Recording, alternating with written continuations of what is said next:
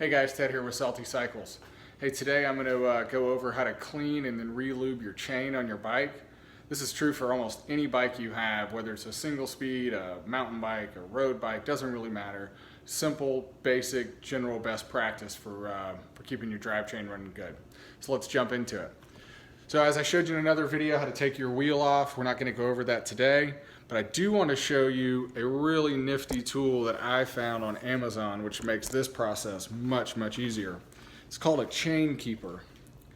And what it does is it keeps your chain from rubbing up against your bike whenever the wheel's off.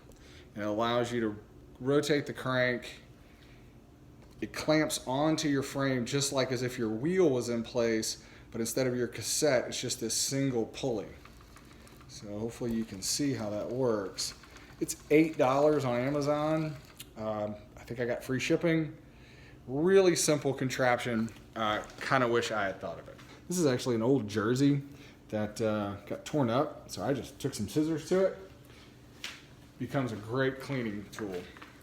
Simple spray bottle, Walmart, Home Depot, wherever you want to buy it. Simple green concentrate, maybe about 3/4 of the way with simple green, the rest with water. Pretty liberal application. I don't typically spray it directly onto the chain. I prefer to put it onto a rag. Then you just simply wrap your cloth soaked in simple green around the chain and you just crank your pedal. And I do this about every other ride, sometimes every 3 rides, depending on if it was rainy or whatever. You can see I'm not getting a lot off, but I'm getting a pretty good amount of grime and grit. Just add a little bit more. Maybe go to the top side. I'm squeezing the chain with the rag, but not tight enough for it to pull the rag into the crank.